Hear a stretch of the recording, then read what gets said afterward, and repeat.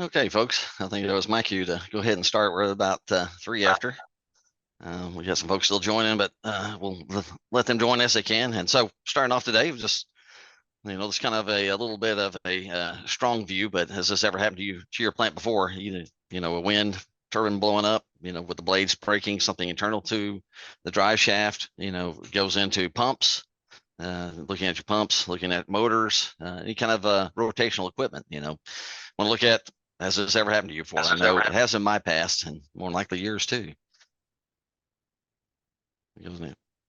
Today, I'd like to welcome Greg Wolfe. He's the president and CEO of Fischer Block, and myself, I'm Evan Heacock. I'm at Certrec. Greg's got a long history of working with electronics from Texas Instrument up to now, and all of his backgrounds and dealing with power. So he has a very versed background. He's been doing Fischer Block for a while, and running with it and pulling information in of what he's seen. So his knowledge growth is growing and growing still. So very, very applicable to be able to use his block, and then also look at expanding what the service is from artificial intelligence. So welcome, Greg. Glad to be here. Thanks, Evans. So into the introductions real quick. We're going to give kind of a high level of what we're expecting to see out of the new NERC standard, PRC-028. Then we'll go in and talk about Fischer Block and Certrec, and then how predictive analytics, and this will be the major part of it, how predictive analytics can help, the challenges, use cases, easy installation.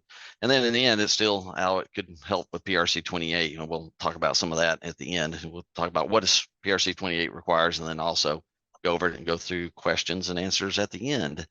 If people have questions, we asked to hold to the end, but you feel free to put them in the chat. You can go down there and put them in the chat, and as you come up and think about them, just write them down, and we'll answer those at the end. That would be perfect. And again, you can see, with the Fischer Block, it goes across the industry, from wind, in this case, also renewables, battery storage, solar, production type facilities, anything with inverter-based resources, which we'll get into, transmission, and then in a working plant of whatever it might be, either generation, manufacturing, whatever you have a motor, you can use a Fischer Block to help diagnose what might be happening with your system, ahead of time without waiting. So kind of going into, I'm going to give it the background still of kind of why PRC-028 came around. Some of you may realize we had the Odessa disturbances of 2021 and 2022, about a year apart, interestingly enough. It was caused by a fault on a transmission, but that fault on a transmission line knocked a large amount of inverter-based resources off. As you can see, in 2021, it caused about 1,100 megawatts of power to come off. In 2022, it was 1,700 megawatts. Plus, we had some ancillary type trips due to other problems with synchronous generation that occurred during that particular event. So it's actually a pretty big deal. And, NERC's been very concerned. Of course, the folks here in Texas, Texas RE and ERCOT have all been concerned, which now has carried over into the rest of the U.S. California has a lot of inverter-based resources. There's a lot more going into Mexico, a lot more going into Arizona and other states, of course, also. So big deal, big trying to figure out what's going on there. And about the only way to do some of that is to record the information. Again, you can see on the graphic below that they had three, there's 10 different inverter manufacturers during this time frame, but three larger types of, equipment manufacturers had the most, as you can see down there. I won't say what the ones those are, but they had a repeat effect. Some of those had been fixed between the first event and the second event. As you can see, the Heacock had a little bit less, but some of the others still had same, similar problems. So this led to the development of a new standard. Of course, I want to make sure to caveat this. This is a standard that is under development presently. It's actually out for commenting. So as comments come in and they get incorporated and subject to final approval by NERC and FERC, right now this is what it looks like and we're talking about it. I would say that it probably would change some, but not significantly. But of course, the purpose is definitely to get data, based on it goes back to Odessa event, get data back in from inverter-based resources. To look at what kind of disturbances are going on, what happened, so they record it and analyze it and say, okay, here's what we can do to fix it based on what we're seeing. But you have to have that data to see it first before you can go forward with a fix, probable fix. So this does apply to transmission owners and generator owners that has a IBR inclusion of I2 Part B, which is a nameplate greater than 75 MVA at this time. That's going to be changing down the road too. And then also inclusion I4 of the BES definition, which is just the distributed type generation. It goes back to some wind, definitely solar, and battery energy storage systems. The elements they're going to be looking at as part of the standard and what they're going to be wanting to pull data from, sequence of events, fault analysis, and dynamic is going to be looking at circuit breakers operations, right? So sequence of events there, main power transformers, the collector bus, what's going on there from a voltage current standpoint, both shunt and dynamic, reactive type devices. They're going to be looking at what's going on with those, what the signal's coming in. And then the caveat on the bottom here is at least one IBR unit connected to the last 10% of the collector feeder length. So what that's really getting to is that they want to put one of these on each one of the, some sort of data collection on each one of the collector feeders at the last 10% of the length. So if you have 100-foot or 1,000-foot cable, say, feeder, your last 100 foot is somewhere in there. You want to put one of these, with detection device looking at it. And so what they're asking for, and then the asterisk, I put that in here just so you can see it. Right now they're saying this includes inverters, converters, wind turbine generators, or high voltage direct current converters. So the converters and the direct high voltage ones are the transmission more, and of course inverters and the wind can be more the folks, of course, that we're talking about with generation. But we do need to find out when we saw this, the wind turbine generator. I'm assuming right now that may be some with inverters and not with the synchronous type, but we'll have to get a clarification on that. So, of course, PRC-028 does come from and based on PRC-2. So a lot of what's in 28 is similar to what is in PRC-2. So they're going to want sequence of events recording, fault recording, and then dynamic disturbance recording. So there is some extras that the new sites are going to have to look at, which is the recording of control system command values, reference values, and feedback signals.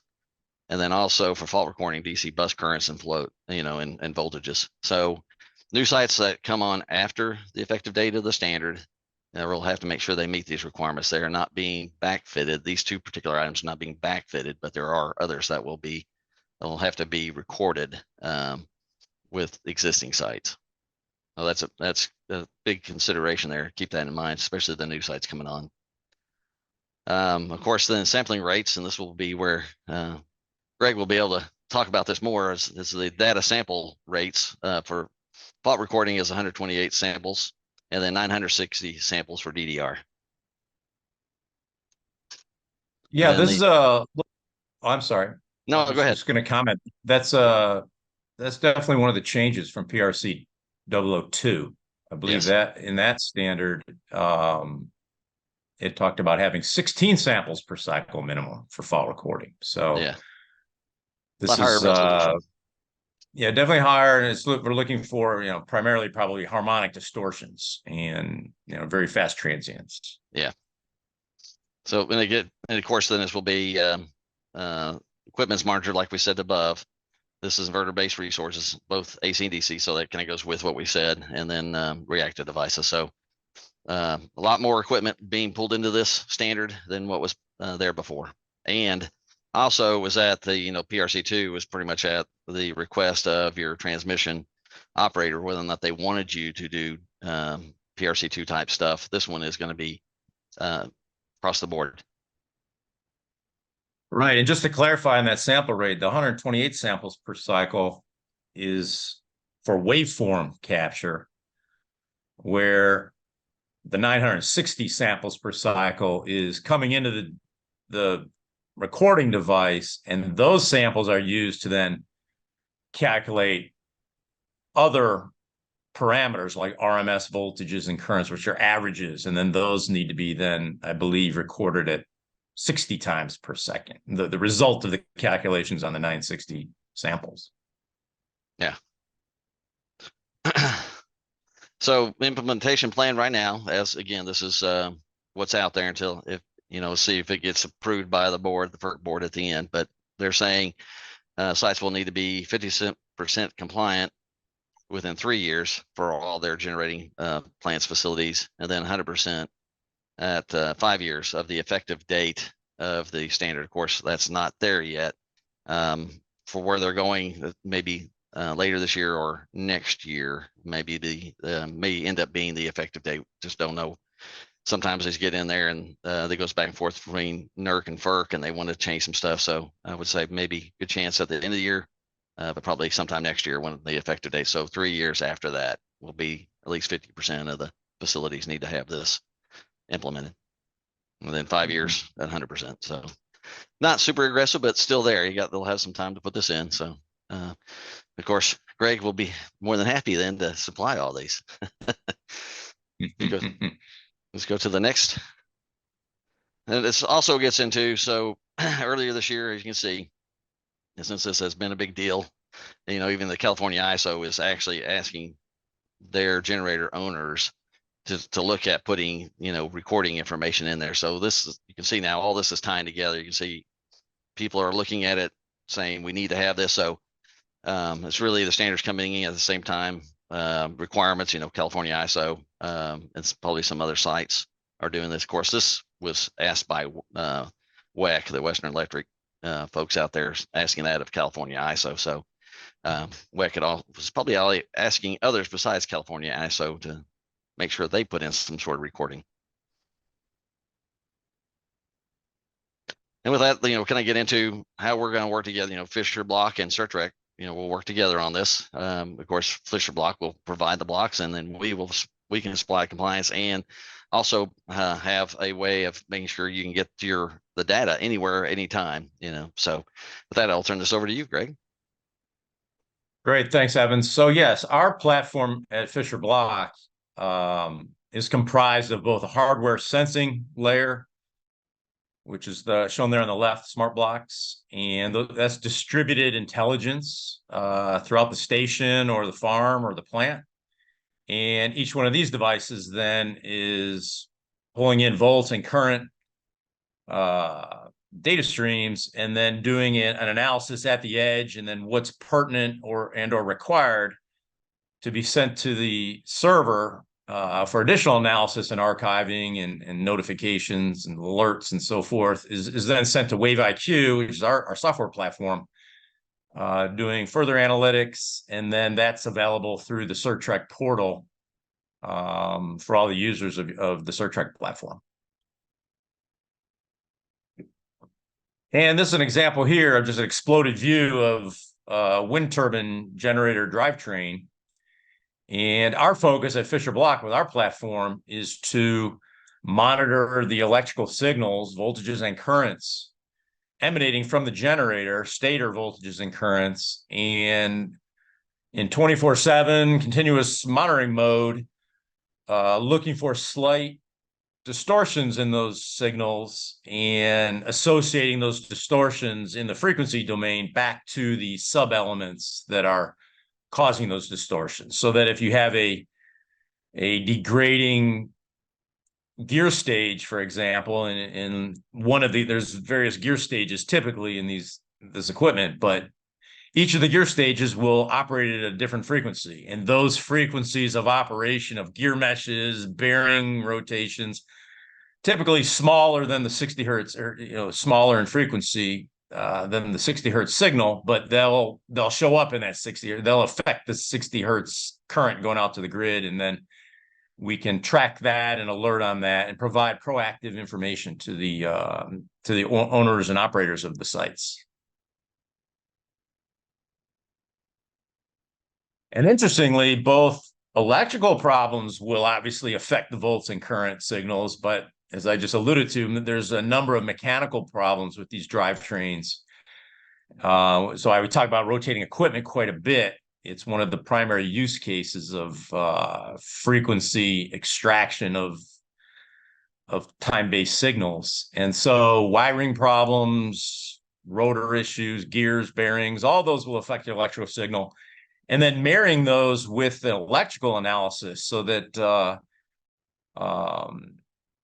engineers and owners and operators can see what the electrical health, the subsystem health are, as well as the mechanical. And so where some defects may show up in a vibration plot, they may not, vibration sensors may not detect problems that don't vibrate. And so we think that monitoring electrical voltages and currents in high resolution provides a holistic view of the health of the asset. And we're talking about assets on this slide, but also grid signals as well, which are really assets along the grid transmitting electrical signals. So it's a very applicable technology for grid as well as generation and plant. And this is just one of the use cases we have in terms of inverter-based resource monitoring. This is a utility grade solar farm. And over there to the left, they're called recombiner boxes, where all of the large cables come in from the farm into this one inverter. Many utility grade farms will have dozens, if not upwards of 100 inverters. Thousands of panels. And so as those signals come in, they're all DC. They do, though, however, contain transients, harmonics, indications of ground faults. And so monitoring those signals in high resolution can provide value, as well as monitoring the AC side of the inverter, which goes out to the grid. And that's where the cycles or samples per cycle comes in. The samples per cycle really has no meaning on the DC side. But yeah, this is an example of an inverter-based resource that's going to be covered by PRC-028.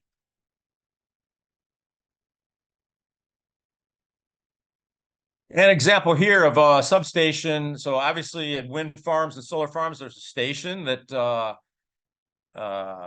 brings that energy out to the grid. This particular substation is a distribution substation. And having distributed intelligence, such as a small device like our smart blocks, enables very non-disruptive installation. So in this case, we installed, I think, 40 of our devices on 40 three-phase circuits without any outage, without any new wiring. And then we're able to provide three-phase continuous 24/7 monitoring. And if any one device triggers, they all talk to each other, so they all trigger. And so then providing the utility engineers a sequence of events that includes all 40 feeders and I think 5 buses really allows a thorough analysis of diagnostics as to what happened, why it happened. And this was a case where they had nuisance tripping going on. Prominent customers were very unhappy. And so they were able to get to the bottom of this. So it wasn't a predictive analytics issue. That use case was diagnostics with sequence of events on 40 circuits. However, we're now characterizing those lines, and we're now predicting when there can be a nuisance trip and providing advance notice. And that's really the focus of our platform. And this is another just example of how our device connects. The last picture showed a retrofit cover on a Flexi test switch as an interface. This is a mounting of our device on the rear of a Flexi test switch. So we're really focusing on not requiring any additional real estate. Some of these station panels have very small amounts of additional real estate, if any. And so we have adapters then where we connect our device right to the rear of test switches, test blocks, and so forth. And then at the bottom there shows a picture of how we just snap on our CTs, revenue grade, current sensors. In that case, on the bottom, it was from our device that was on the other side of the panel, and we go right through our mounting bolt. We have a kind of a patent proprietary mounting bolt where we run an insulated cable through for CTs on one side, Ethernet communication on the other. Yeah, so this really does simplify the connections, especially from the old digital fault recorders, right?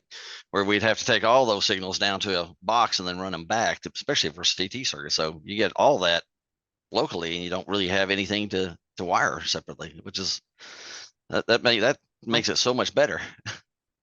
Right, there's no disruption of wiring. I mean, that was really our focus when we launched the product line in 2015. It was for a very non-disruptive installation. I came from a world of portable equipment, formerly vice president, general manager at Megger Instruments, and those flexi type test switches was a product line at Megger. I actually run that product line, so I was very familiar with that, as well as relay test equipment. And so our team really has been designing electrical equipment for the power industry for decades. And our focus, though, launching the product was how can we install without disruption? And then since that time, though, it became pretty evident a very clean, simple, easy installation is great. But if you cannot provide advanced analysis and predictive analytics, then it's a real missed opportunity. And so for the past 5+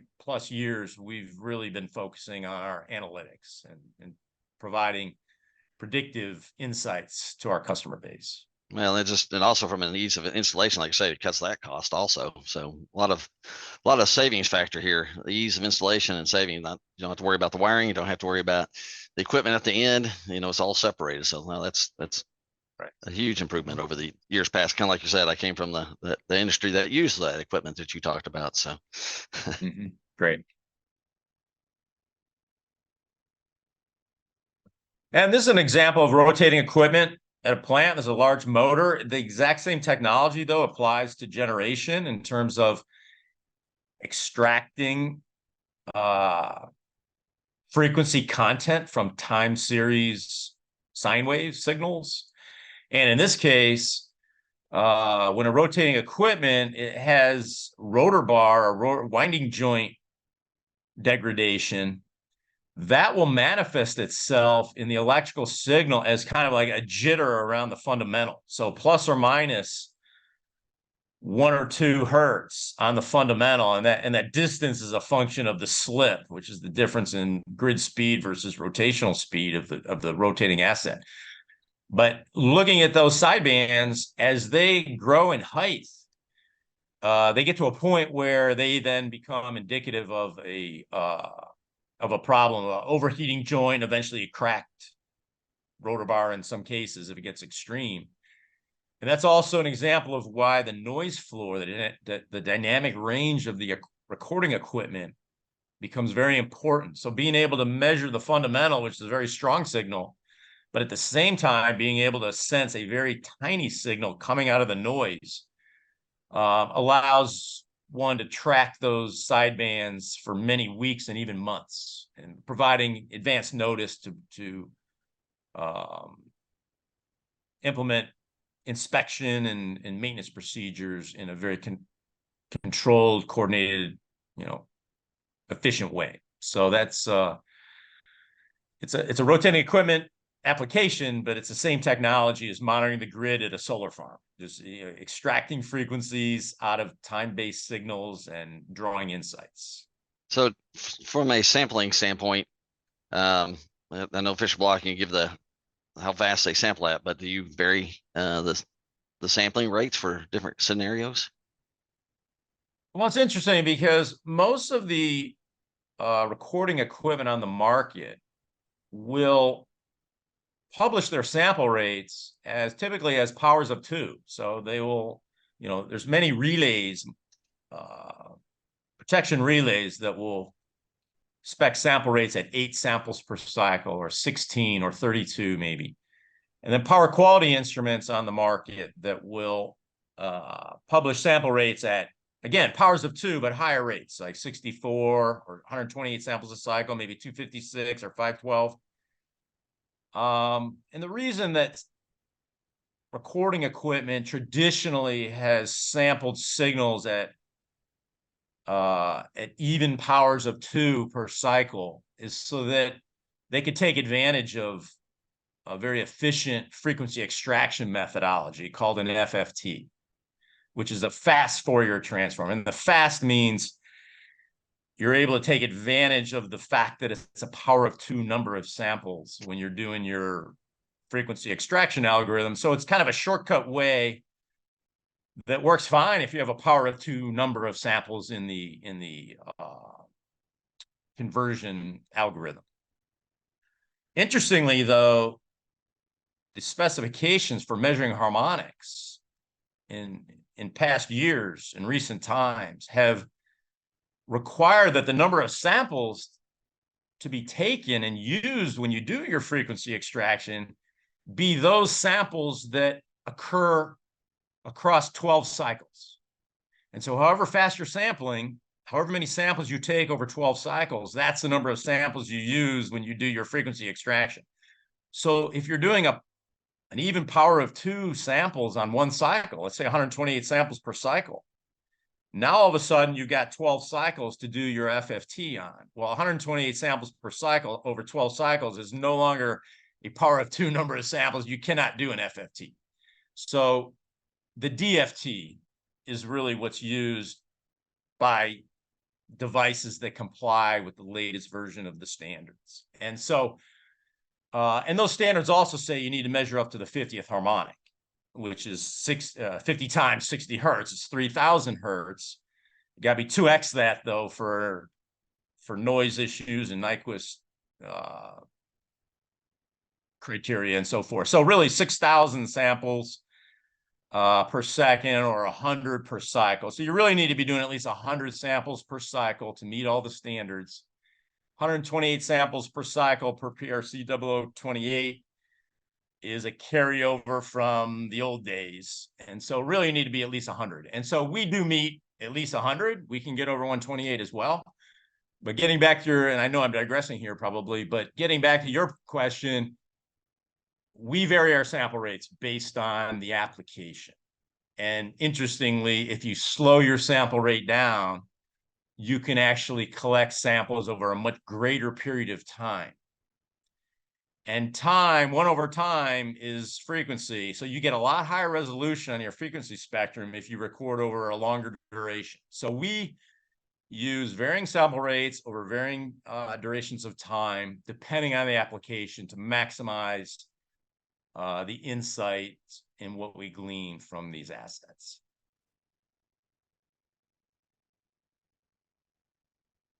And real quickly here, probably running out of time now, but this is another example of characteristic signature in the frequency domain. So extracting those distortions out of a time series sine wave, where in some cases we notice frequency content that's that we see at multiples of rotational speed, which is indicative of an alignment problem. And so early on, our software indicated and alerted that we have a potential alignment problem with this asset. The customer scheduled an inspection. They went in and actually found a pinched cable that was arcing at a frequency associated with generator speed. And so we've now added pinched cable as a likely cause of this type of a signature. And so now users of the platform, of all customers on the program, not just that one, when they see it, when this signature is seen by WaveIQ software, not only is alignment suggested, but also pinched cables. And so a little pop-up with that that image shows up for the operator to look for that as well.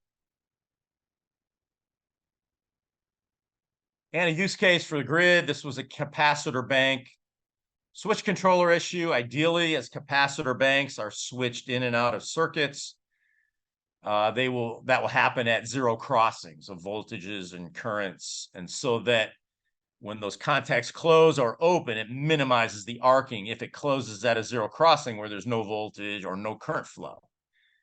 As those cap bank timer circuits degrade, cap banks then are instructed to have contact closures in and out, open and close, not at zero crossings, and then you get some significant arcing. In this case, I think we saw arcing in excess of 40,000 volts. And so it's a classic timer issue signature where you're having synchronously a transition or a transient that's near zero crossing, but not at a zero crossing. And then our software will track that and determine how long it's going to take before an inspection is needed.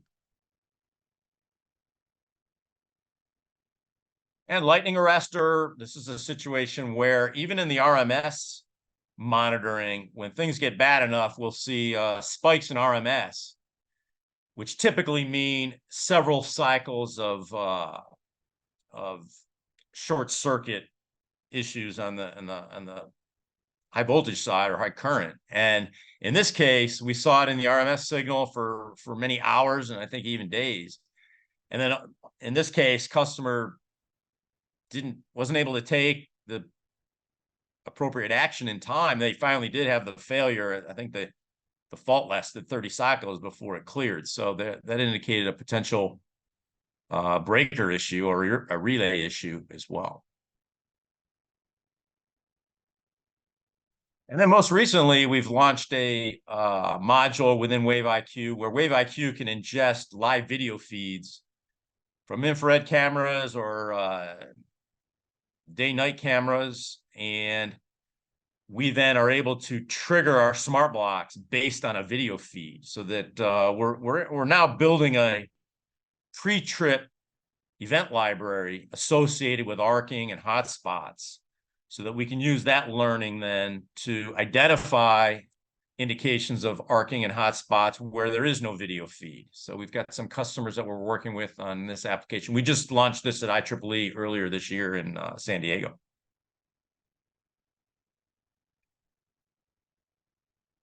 So just one last comment, Evans, I'll turn it back over to you. We have devices all over the grid and not just on older panels.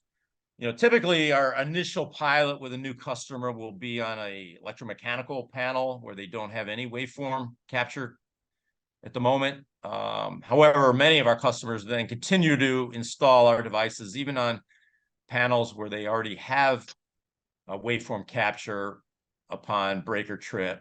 And these are primarily in applications focused on detecting problems before a breaker trip, which is really our focus.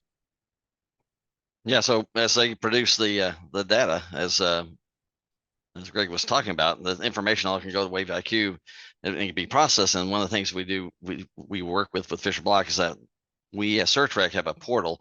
Our portal is a secure system. It's actually encrypted all the time. Data at rest, data in transit is encrypted so that you can then access information on our servers that are in the US, any place, anytime, and make sure that information is secure. That way, you know, your data is always secure and that you're looking at the latest and greatest and not worried about anything else. So that's how big part of how we're working with Fischer Blocks and make sure that you get your data as you need it securely.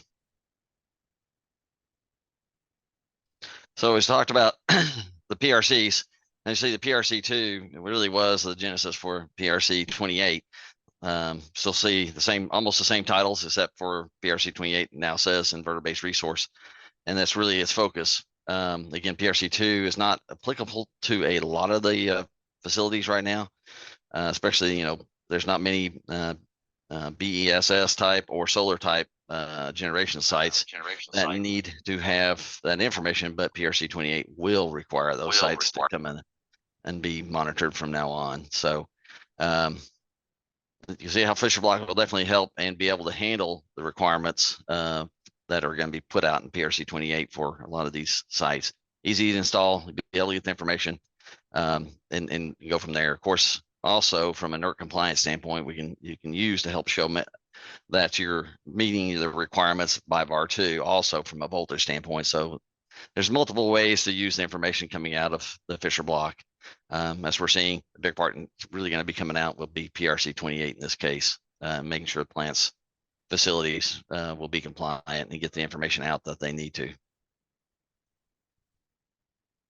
So again, bottom line with trying to deal with Fischer Block, because they are really inexpensive, is help improve ROI, your return on investment. So not only from standpoint meeting the regulations, but also looking at, trying to detect problems early on. You can detect problems early on. You can schedule your outages and do the maintenance on your schedule instead of having a pre-planned outage, instead of having an emergency, plant shutdown type situation. Your engineers can look at the information, or maintenance folks can see something starting to look, consult with us, figure out what it looks like it might be when we're looking at the advanced analytics in there, and decide what needs to be done. Is this a pump issue? Is this a drivetrain issue? Is this a motor issue? What's the increasing signature? Greg showed some of those situations where they showed an increase in signature as time went on. The situation got worse and worse. And of course, when you do have a problem, it's going to get worse and worse, and those signatures are going to get bigger. And of course, Greg and his team have looked at a lot of these different types and have able to detect and understand what those signatures mean. So that helps with reliability and visibility.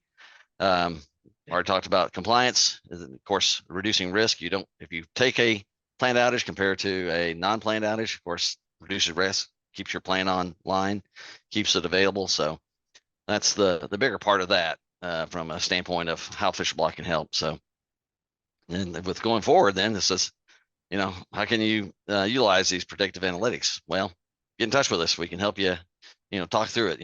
Greg and his team will be definitely great, around to help you talk through how you can do this, from a pilot plant through a full implementation at a facility. But please talk with us. So at this time, we have some any other questions? I did see one, and I don't know if everybody saw it. We did have one question about the sample rates for 960. The 960 sample rate was for DDR, not fault recording. So the next question I see here is, do your units sample synchronously using external time sync source? Yes, in some of our implementations, we're using IRIG-B time synchronization. Others we're using just network time. But yes, we do have time synchronization as part of our platform. Is that fed in from a computer system, or is that just from, how does that normally get in your system from that standpoint, from that time sync?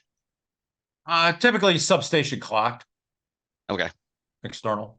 Like a, IRIG type signal, or their computer clocks? Right, like an IRIG-B. Okay. Yep. That's right. Like, okay. Yeah. So we have any other questions out there? So it says, how does your platform train its AI? Well, typically when we engage with a new customer, we will, and this is on our website as well, but we will take their existing data, which is typically from their SCADA system or Pi historian, and we will create a model where, and if they have some historical fault information, we will then create a model that can predict with certain accuracy based on their existing historical data, how well could their existing data have predicted those faults. And in many cases, it's not that high, because in a lot of cases, the SCADA data is very coarse and it doesn't have the transitory information or some of the asset health insight. It doesn't necessarily show up in RMS signals. And so we then will run a pilot where we'll then add our devices to the data streams as a complement to the SCADA data. And so then we're getting low resolution data as well as our high resolution data stream into the model, where we then use that to predict faults. And in many cases, as I shown in some of those slides, some of the asset health indicators show up in those high resolution data streams, so that the prediction of failure then accuracy is significantly improved. And so we then model that at the front side, and then we do an implementation, and then the model then is adapted to that, and then we then track the percent accuracy of the prediction over time. And the bigger the data pool and the longer we're out there with all our customers, and the learning from one customer actually helps with what we're doing with other customers. And so anyone that's on the program, the Wave IQ Analytics program, benefits from the learning across all implementations. And so it's really a matter of, as we learn from the faults that do happen, and we glean the insight as to how we could have predicted that based on what the conditions of interest were leading up to that, is how we train the model. And so some of it's automated, others is manual. So when the operators actually do an inspection of a breaker or a capacitor bank or a generator or a motor, feeding that information back into the platform in terms of what they found and was the severity in line with the prediction, that helps the model as well. I think that's probably critical at what you said. It's not just that the facility that they're at, it's all facilities. As they learn, you implement it across the board. That's key. It's not singular. It's all the different things that can happen. Kind of like the example with the grounded rotor cable, right?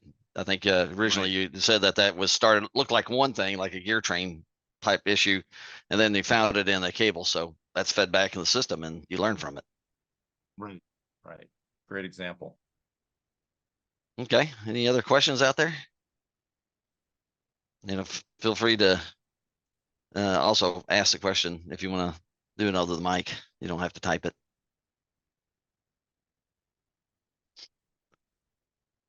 So going forward, I know that you said you've had these now and on DC systems. How long have you been working with the DC side of the solar plants, would you say?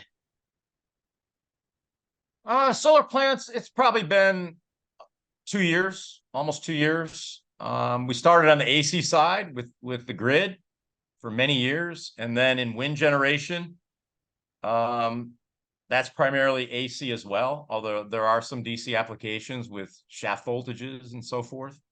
We're also monitoring a number of interconnect points, DC, grid to grid on DC links. And so it's kind of a natural progression into solar and battery storage. So to make sure I heard that right, at converter stations, when you say that DC, you're at converter stations, a DC transmission? That's right. That's okay. Right. Yeah, a number of them. So they'll be in Europe and as well as in North America.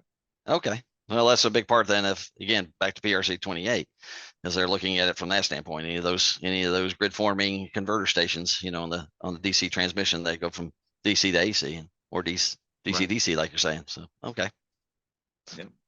So is there any other questions anybody might have out there?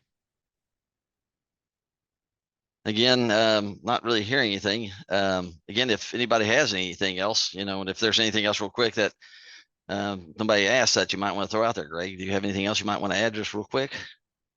No, other than, if anybody has any interest and wants to learn more and talk about their application, we'd be happy to have a private webinar. We've done a number of post-webinar webinars with individual companies. And so we're very happy to do that and talk through your application.